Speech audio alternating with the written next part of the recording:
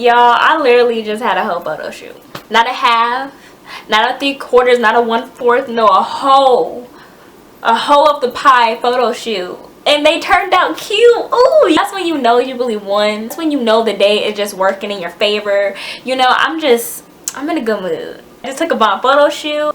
If you guys are new to my channel, just so happen to stumble across my video, I want to say thank you so much for clicking. I mean, there's millions upon millions of videos that you could have clicked, spent your time viewing, and you're here.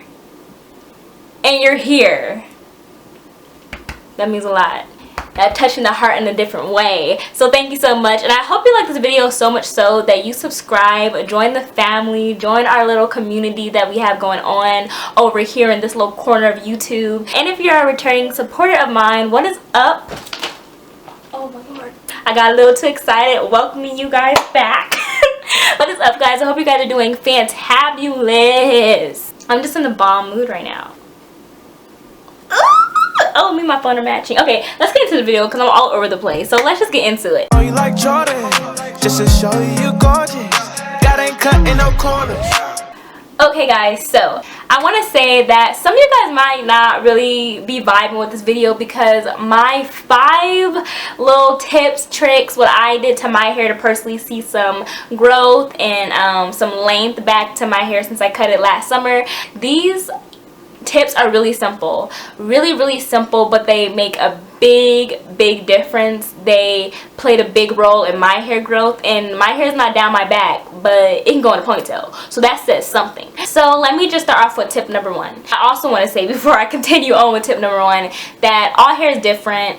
These are just my suggestions, things that you might want to try. Know that all hair grows at different speeds. It really plays with your genetics. It's all little nuances that make us who we are individually. So please do not copy what I'm doing or what I did. Just try it out, see if you see any results. If not, hey, it's not for you, move on. But continuing on with tip number 1. So tip number 1 is one of my biggest tips, the tip that I think really helped my hair, which was protective styling.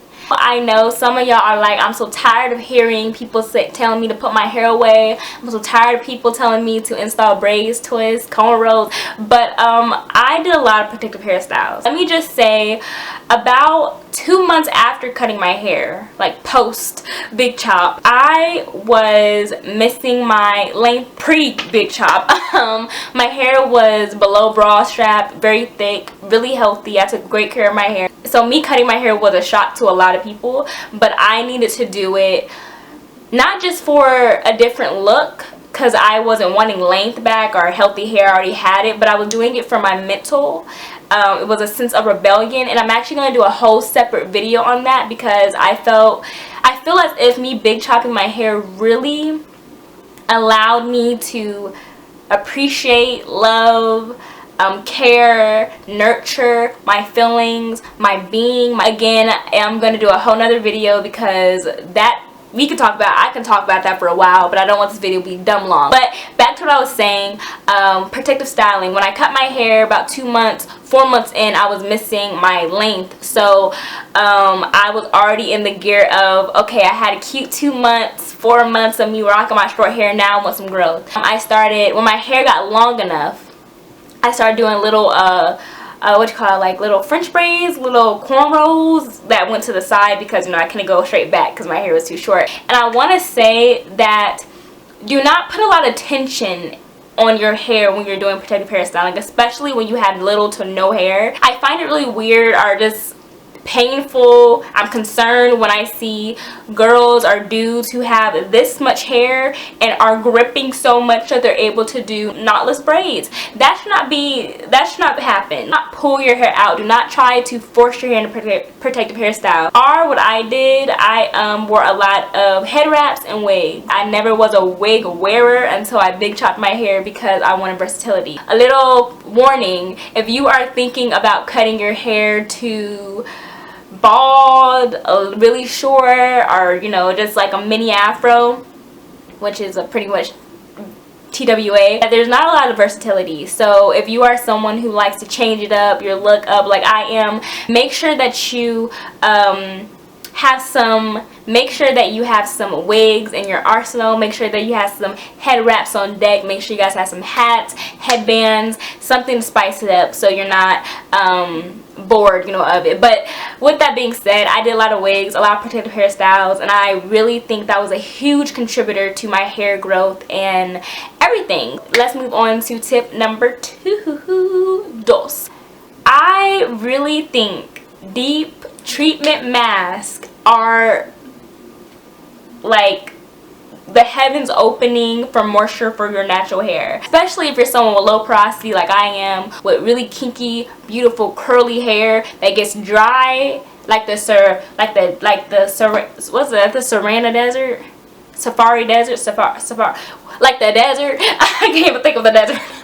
If your hair gets as dry as the Sahara Desert, y'all, I'm gonna need y'all to go to Walmart, go to Sally's, go to your natural hair African shop. I'm gonna need y'all to go get you some deep treatment masks. I know for me, having really dry hair that really needs a lot of moisture often, deep treatment masks help me a lot. Not only do they add moisture to you styling your hair when you're putting even more moisture and locking that in with oil, because oil is not a moisturizer, it's a sealant. A lot of people think it's a moisturizer, and that really like irks me. Like, no, if you have dry hair and you're just putting oil on it, you're just locking in dryness. So please don't do that. Little sidebar, but I think it's very prevalent in the conversation. I just hope it's like good knowledge for everyone to have, because I'm so tired of people like, my hair dry, give me some oil. No girl, you need some moisturizer, like some cream, something else. Shea butter. That's what I was saying. I also love the way masks make my hair feel. It just feels softer to the touch, supple.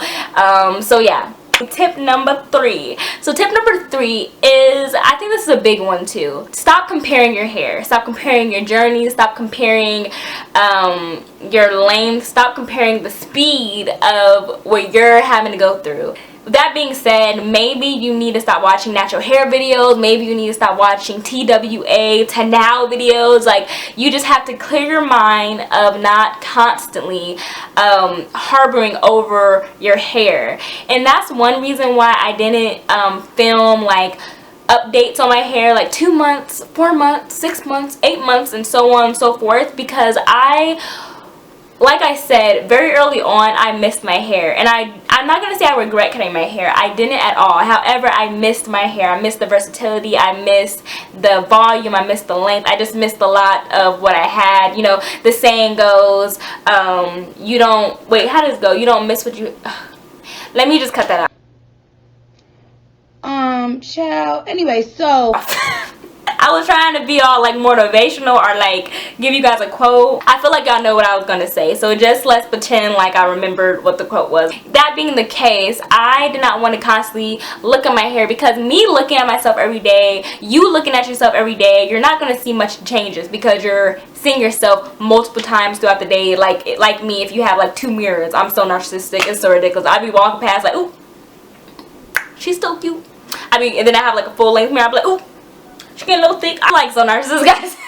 It's ridiculous. I'm not really narcissistic, that's just a joke. I hope you guys got it. Did you chuckle? Did you laugh? No, it's okay, cool. So just make sure that you're not constantly just putting yourself in a headspace, putting yourself in situations, watching things that you know are gonna make you feel antsy about your hair. Just chill. Live your everyday life. Don't focus on your hair, and then one day you'll be combing it out, blow drying it out, and you'll be like, oh my gosh, where did all this length, where did all this growth, this beautiful volume come from? It came from your scalp when you allowed it to just do its thing, did your thing, and then y'all sat in the mirror, blowed out, and then y'all were just like a thing. You know what I'm saying? So yeah.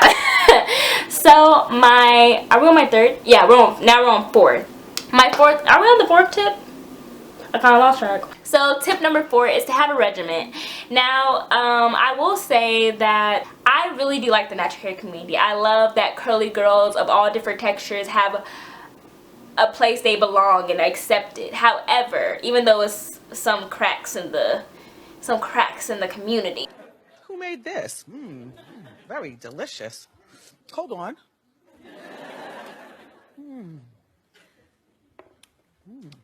but it's okay. But it's not okay, but hopefully it'll get better. But besides that, having a regimen, having a routine that you and your hair agree on will really help you maintain moisture, maintain control a little bit. And when I say control, it's not like your hair is doing its own thing and you guys are on totally different schedules. Your hair knows when it's going to be washed. Your hair knows when it's going to get moisturized, so it gets used to it, and then you're going to be seeing a difference. And stick to the regimen. I know my regimen is, I might do a video too on like my regimen for my natural hair, but a brief synopsis of what, Child. Anyway, so a brief synopsis of what I personally do is I wash my hair every week to 2 weeks. Every time I wash, I use a mask. I moisturize. Moisturizing products, I'm not really picky on. You would know that if you watch some of my other natural hair videos, but I'm not very picky with moisturizing products, as long as my hair likes the product. I just know that my hair is not a huge fan of coconut, so I try not to put coconut in my hair. Throughout the week, I like to just oil my scalp because I have a very dry scalp, like I said, dry hair, dry scalp, everything. And then I'll style and I'll do the same thing. And I wear my hair in particular hairstyles. So I usually have it in braids, or have it in twist, or I have a particular hairstyle in a wig, anything else like to just keep my hair away. My fifth and final tip to grow your hair is to be positive about the journey. One thing that I learned throughout this journey of growing my hair back and wanting length back is you have to be positive, have a positive outlook when you're growing your hair. You can't have a defeatist attitude because your hair is not growing as fast as the girl down the street from you. You have to come to a mindset where you're like, it is what it is. I really love that saying, it is what it is, because like a lot of people, I'm a worrier. I'm a really anxious person, you know, naturally. So when I was growing my hair and I was really antsy and wanted it so badly to get longer and longer, and I was getting mad that I would look 2 weeks from the week I looked before and I don't really see a difference, I had to just know that my hair will grow, because your hair girl, our boy, will grow. I promise you. Your follicles are pushing up new hair, but are not follicles. Is that your follicles? I think your follicles are your pores. I don't know. Your hair is constantly growing. It's just maintaining length retention, which is just leaving your hair alone, allowing your hair to be, not putting your hair in compromising positions or situations, and just appreciating the hair you have. So you have to just be grateful for, one, that you at least have something, hair going out your scalp, 2, that your hair is healthy, and 3, get some water, girl. Excuse my voice, that went real low. But 3, you have to realize that your hair is your hair. I know one thing, a quick little story, or just something I realized about myself, is when my hair is a 4C, I have 4C texture, right? And it's not a texture that's very highly praised. I mean, we have our moments, and it seems like lately our hair, people who do not have our texture say they have our texture. It's really weird, like, y'all don't have 4C, but I digress. But I learned that my long 4C hair compared to my short 4C hair, I wasn't feeling it as much, because I don't know, somewhere in my mind I thought me cutting my hair, you'll see my curls more, it will look more maybe like ringlets, maybe more just defined. And I don't know why I had that weird thinking, because just because I cut my hair shorter doesn't mean my texture is going to change. But I did have some days where I was struggling accepting my texture, especially in a short state where I cannot hide. It is what it is. I can't slick down, I can't braid up, so I had to really learn to accept fully me. In that same breath, I learned to love my texture even more. It was a whole thing, and again, I'm gonna really get into that, but I hope this video was helpful. I know these tips are really simple, but again, I'm really simple when it comes to my hair. Make sure you guys give it a thumbs up. That helped me out a lot, so please give it a thumbs up, as well as subscribing. And I hope you guys also subscribe. I mean, if you watched this whole video, you liked my tips, you enjoyed me and my personality, but you didn't subscribe, you know, you a little shady, you a little fake, you can't be in my circle. Well, I'm just joking, guys. Make sure you guys subscribe, and as well as follow me on my social medias in the description. But I'll see you guys in my next video. Peace out. Where you breaking up next? I don't see how they can deal with it. Yeah, yeah, yeah. Yeah.